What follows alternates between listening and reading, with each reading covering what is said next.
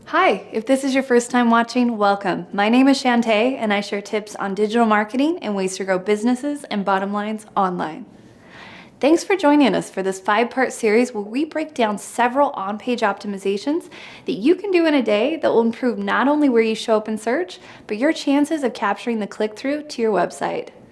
If you didn't watch part 1 or 2, go to on-page optimizations you can do today, part 1, and start from there.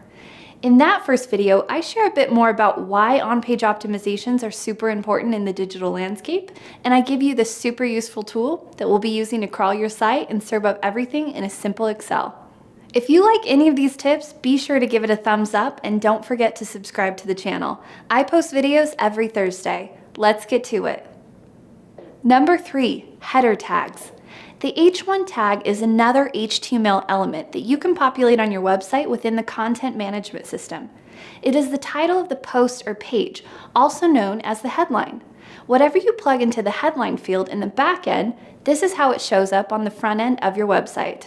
You are not limited in character. However, remember in part 1 where we talked about the title tags being what Google pulls and populates your SERP with and limited to 50 to 60 characters.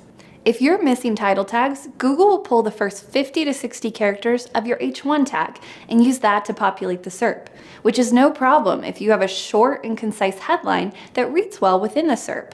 However, if you've watched our 5 tips for creating a good headline, you know that there's a lot of good to be had from exploring longer, more descriptive headlines. Thus, the need to have a short, concise title tag and a more descriptive H1 tag. Now, let's move on to H2 tags, or subheadings. Because while these are not being pulled by Google into the SERP for any reason, the number one difference between having H2 tags and not having them is time spent on page by your preferred user and/or buyer. Here's how this works.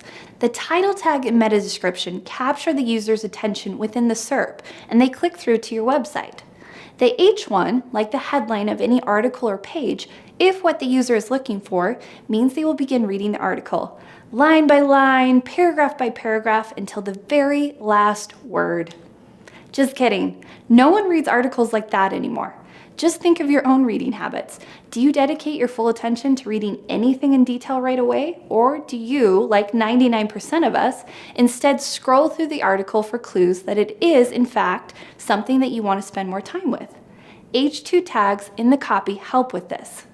By improving the scannability of your article, you ensure your user spends more time on your page, assuming you're giving them what you promised in the title tag and meta description, and provides more opportunities to 1, link them to the next relevant article or page, and 2, draw them to a conversion, whether it's buy now or opt into a newsletter. For part 3's challenge, go back to the Screaming Frog report you ran during part 1 and make sure that 1, you're writing H1 tags for all your landing pages and blog posts. You're following our practices and formulas mentioned in this video, 5 tips for creating a good headline. And finally, take a minute to add in H2 tags to some of your top pages and post content. If you have a large site, you may not be able to do this all within a day, but you can certainly create a workflow to add H2 tags into all new copy moving forward. And that's it, part 3 of the 5-part series down. You're more than halfway through. Stay tuned for part 4 and the next on-page optimization in the lineup. Until next time.